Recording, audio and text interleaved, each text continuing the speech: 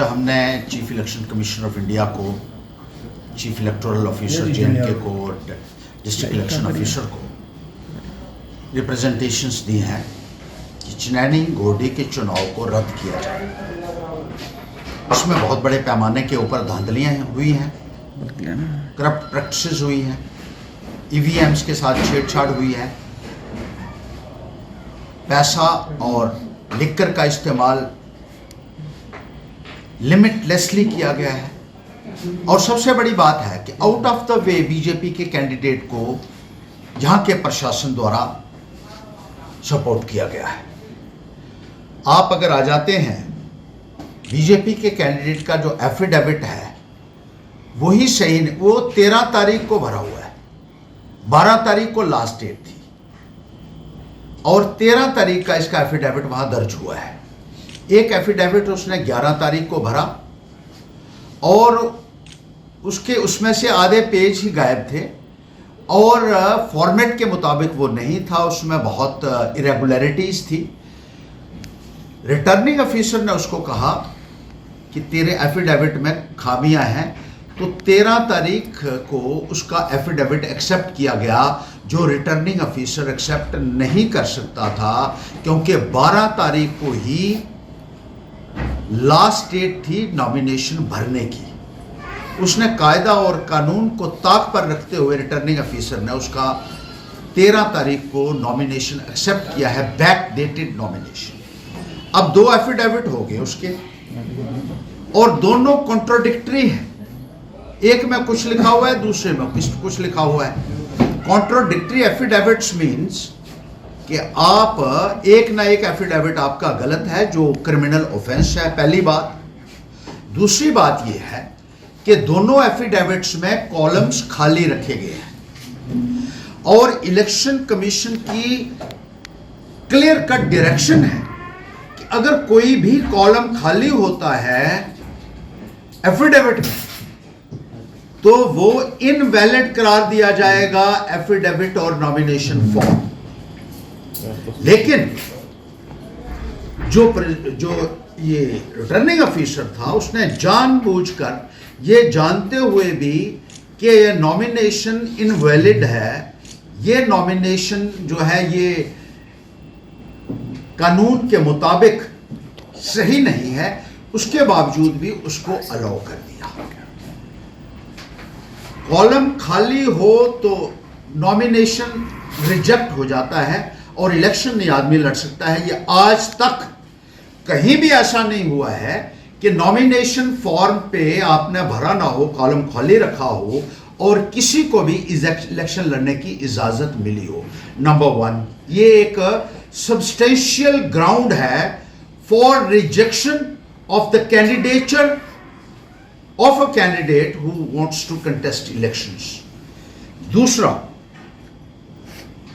एक एफिडेविट में उसने कहा है कि मैंने कोई गवर्नमेंट अकोमोडेशन नहीं ली थी पिछले 10 सालों में, इसलिए मैं कोई बिजली का किराया का बिल देने के लिए बाध्य नहीं हूं, नो ड्यू सर्टिफिकेट मुझे देने की जरूरत ही नहीं है। दूसरे एफिडेविट में वो कहता है कि मेरे पास 2 सरकारी बंगले थे, एक उधमपुर में, एक जम्मू में, और नो ड्यू सर्टिफिकेट्स जो है वो एफिडेविट के साथ लगाए ही नहीं है। जब उसने ये तस्लीम कर लिया कि मेरे पास गवर्नमेंट अकोमोडेशन थी, तो नो ड्यू सर्टिफिकेट लगाना भी एक मैंडेटरी प्रोविजन है जो उसके लगे ही नहीं हुए हैं अपलोड, जो भी दोनों एफिडेविट हुए हैं उसमें। और ये भी एक कारण है कि वो इलेक्शन लड़ ही नहीं सकता था, लेकिन रिटर्निंग ऑफिसर ने उसको अलाउ किया और उसको चुनाव में भाग लेने की अनुमति दी, जो कि गैर आईनी है और जिसके लिए कल दोनों के खिलाफ कार्रवाई होनी चाहिए, कैंडिडेट के खिलाफ भी और रिटर्निंग ऑफिसर के खिलाफ भी। इसी तरह से उसने ये कहा है कि ये जो लाइबिलिटीज हैं उसकी, जो लोन लिए एक जगह एक फिगर आ रही है, दूसरी जगह दूसरी फिगर आ रही है। इसी तरीके से जो एफिडेविट होता है, इलेक्शन एफिडेविट, वो 24 घंटे के अंदर अंदर अपलोड होना चाहिए। जैसे ही वो रिटर्निंग ऑफिसर को मिलता है, ये कानून की किताब में लिखा हुआ है, ये मैं अपने से नहीं कह रहा हूं। जैसे ही कैंडिडेट फॉर्म भरता है तो 24 घंटे के अंदर अंदर वो वेबसाइट ईसीआई के ऊपर अपलोड हो जाता है। लेकिन यहां आपने 13 तारीख को अपलोड किया और कहते हैं हमने 11 को भरा है। इससे साफ पकड़े जाते हैं कि ये हेरा फेरी हुई है और लास्ट डेट के बाद नॉमिनेशन फॉर्म जो है वो भरा गया है। और अगर आप लास्ट डे को भी भरते हैं तो उस दिन 3 बजे से पहले पहले रिटर्निंग ऑफिसर को लास्ट डे के 3 बजे ये बताना होता है कि उसके पास कितने नॉमिनेशन फॉर्म्स आए हैं और एफिडेविट्स आए हैं। इसमें भी जो है एक घपला किया गया। उसके बाद पैसा और शराब का बेहद इस्तेमाल, ये टेक्निकल ग्राउंड्स थी जिनके ऊपर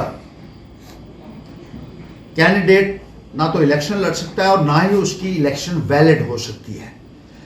पैसे का इस्तेमाल हुआ, शराब का इस्तेमाल हुआ, साड़ियां बांटी गई, सूट बांटे गए, छतरियां बांटी गई, अंडरवेयर्स अंडर शर्ट्स बांटे गए, बैग्स बांटे गए, बड़े बड़े झोले बांटे गए और भारी तादाद में कैश पकड़ा भी गया और शराब भी पकड़ी गई। वो शराब कहाँ गई और उन लोगों के खिलाफ कार्रवाई क्यों नहीं हुई, ये भी एक इंक्वायरी का विषय है कि ऑफिसर हजरात पूरे तरीके से लगे हुए थे उनकी मदद करने के लिए।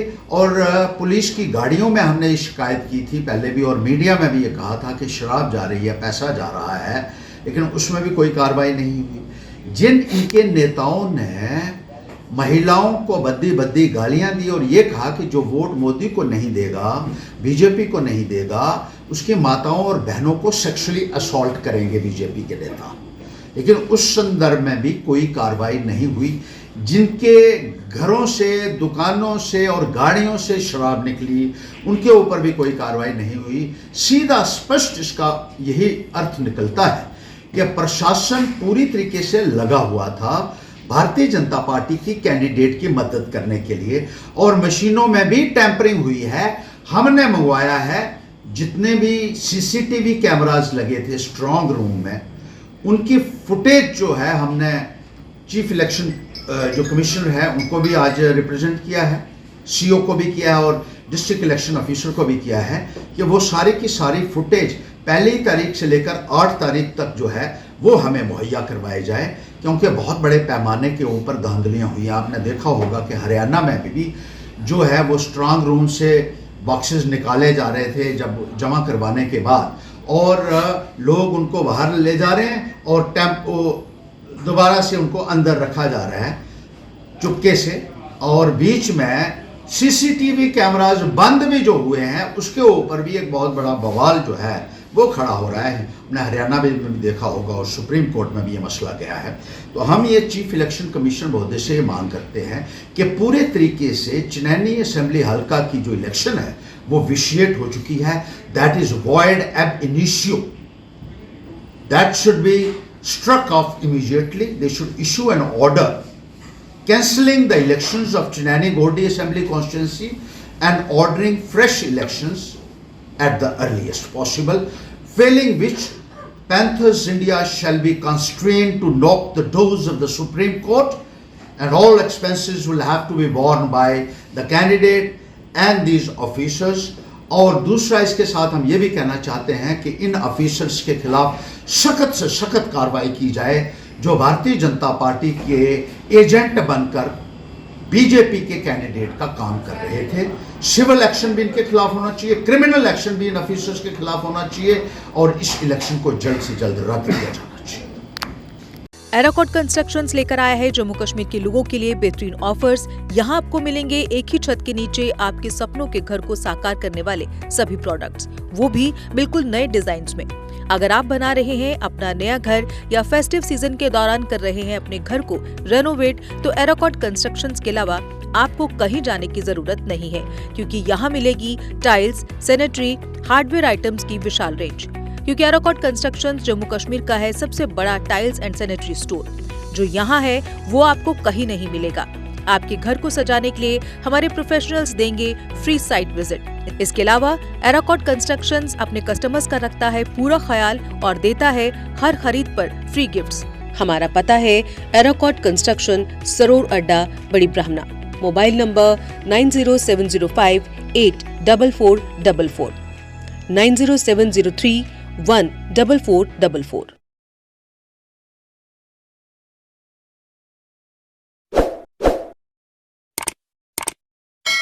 जम्मू कश्मीर की खबरों के लिए जुड़े रहिए JK अपडेट के साथ।